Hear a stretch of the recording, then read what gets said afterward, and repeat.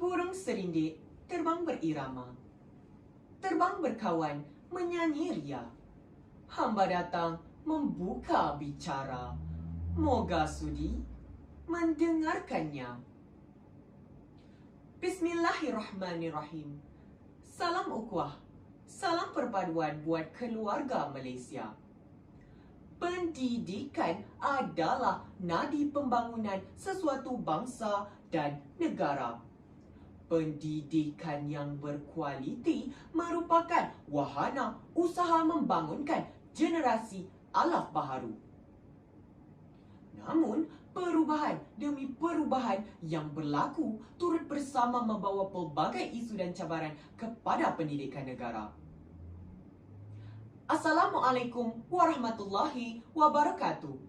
Sejawab kasih seharum kasturi saya ucapkan kepada Yang Mulia Tuan Pengerusi Majlis, Barisan Penang Hakim Bervisi yang ada lagi saksama dan para hadirin yang saya muliakan.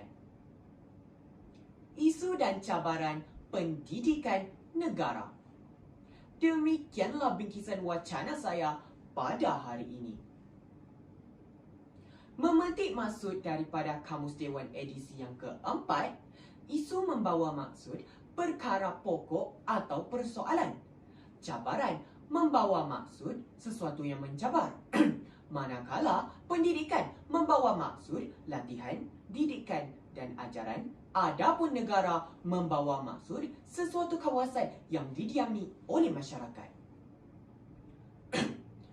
Pada abad ke-21 ini, pelbagai isu dan cabaran yang perlu ditempuh oleh pendidikan negara.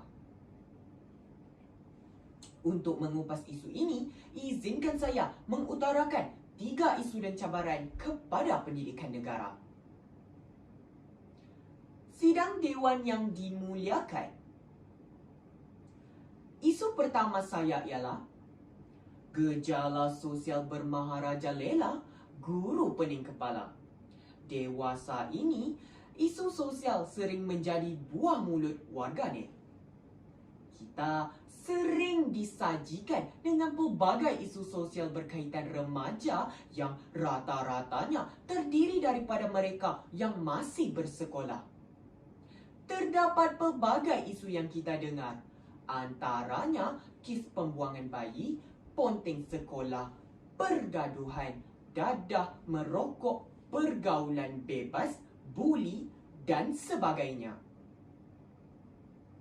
Perkara ini menjadi duri dalam daging kepada sektor pendidikan negara kita.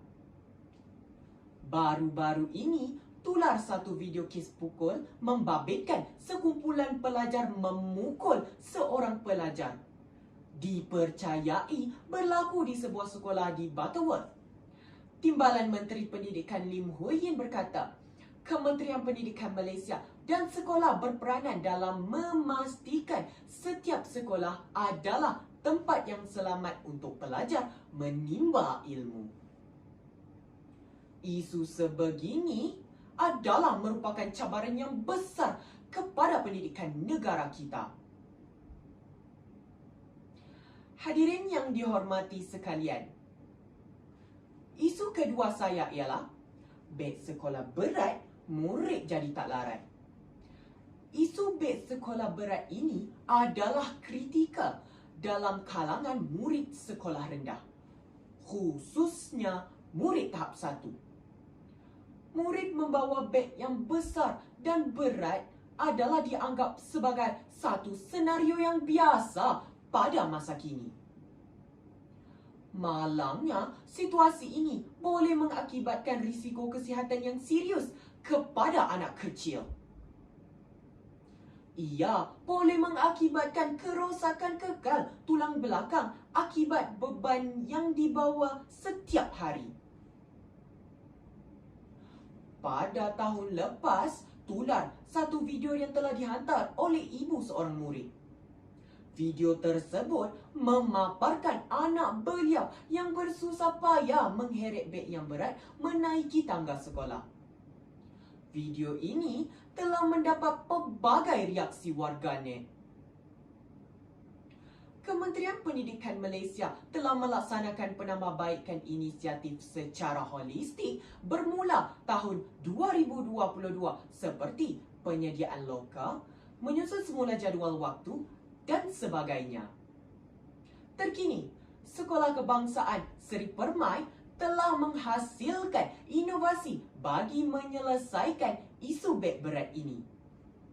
Menteri Pendidikan Fadlina Siddiq berkata, Kementerian Pendidikan Malaysia amat bangga dengan penghasilan inovasi meja dan ruang simpanan buku yang dikenali sebagai Smart and Easy Table 2.0 yang dihasilkan sendiri oleh guru besar Sekolah Seri Permai.